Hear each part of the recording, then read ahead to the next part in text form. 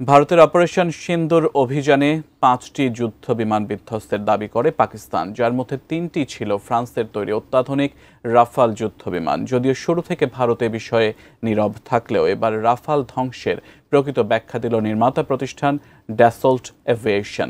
বিস্তারিত জানাচ্ছেন আরিফ হাসান। গত ২২ এপ্রিল ভারতের কাশ্মীরের পেহেলগামের সন্ত্রাসী হামলার জেরে ৭ মে পাকিস্তানে অপারেশন সিঁদুর নামে সামরিক অভিযান পরিচালনা করে ভারত। এই হামলা চলাকালীন ভারতের ৫টি যুদ্ধবিমান ভূপাতিত করার দাবি করে ইসলামাবাদ। এর মধ্যে ৩টি ছিল ফ্রান্সের তৈরি অত্যাধুনিক রাফাল, একটি সুখোই ও একটি মিগ-29। পাকিস্তানের সামরিক বাহিনী ও রাষ্ট্রায়ত্ত সংবাদ মাধ্যমে দাবি করলেও ভারত প্রাথমিকভাবে এ বিষয়ে কোনো স্পষ্ট বক্তব্য দেয়নি, শুধু অস্পষ্ট ক্ষতির কথা উল্লেখ করেছে।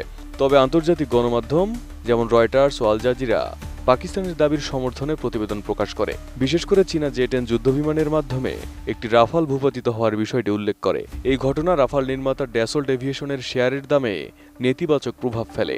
বিশ্বমানের থার্মিক্স রড, সালাম স্টিল থার্মিক্স, দেশের একমাত্র থার্মিক্স রড। তবে যুদ্ধের ২ মাস পর রাফাল ধ্বংসের কারণ সামনে আনল নির্মাতা প্রতিষ্ঠানটি। ড্যাসল্ট এভিয়েশনের দাবি, যুদ্ধের ময়দানে কোনো প্রতিপক্ষের আক্রমণে নয়, বরং প্রযুক্তিগত ত্রুটির কারণেই রাফালটি ভূপাতিত হয়েছিল।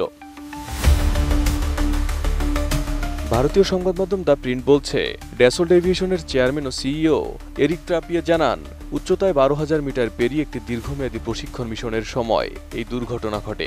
তার ভাষায় এই ঘটনার সঙ্গে কোনো শত্রুপক্ষ যুক্ত ছিল না, এমনকি কোনো রাডার সিগন্যালও ধরা পড়েনি। যদিও পাকিস্তান দাবি করেছিল তারা একাধিক রাফাল যুদ্ধবিমান ভূপাতিত করেছে, ভারত এসব দাবি শুরু থেকে অস্বীকার করে আসছে।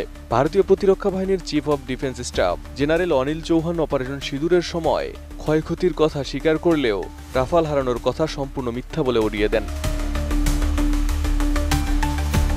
তবে একই সঙ্গে জেনারেল চৌহান নিশ্চিত করেন, ৭ থেকে ১০ মে পর্যন্ত পাকিস্তানের ভেতরে ভারতের বিমান হামলা ছিল অত্যন্ত সফল ও নির্ভুল। আর ইন্দোনেশিয়া নিযুক্ত ভারতের প্রতিরক্ষা অ্যাটাশে ক্যাপ্টেন শিবকুমারও সীমিত ক্ষয়ক্ষতির বিষয়টি স্বীকার করেছেন, যদিও তিনি সেটিকে রাজনৈতিক ভুল সিদ্ধান্তের ফল বলেই উল্লেখ করেছেন।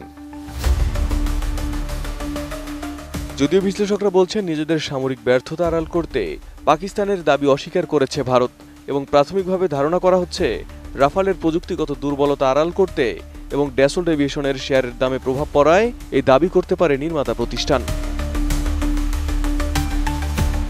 Arif Hasan, ATN news.